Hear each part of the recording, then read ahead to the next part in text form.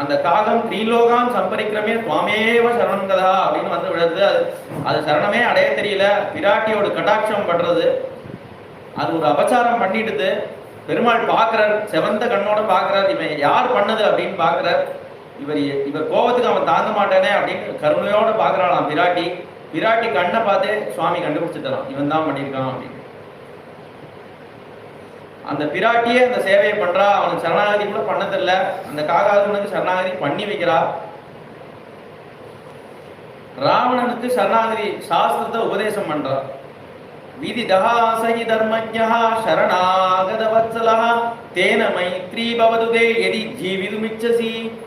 நேற்றைக்கு தான் பார்த்தோம். இது ராவணன் வந்து நிற்கிறான், அவனுக்கு வந்து அப்பா அவர் சரணாகத வத்சலன், நீ போய் என்னை திருப்பி கொடுத்துட்டு அவர்கிட்ட சரணம் அடைஞ்சேன்னா அவர் சரணாகதி பண்ணிட்டு உனக்கு கொடுத்துருவார், அவர் எந்த தோஷமும் பார்க்க மாட்டார், அதனால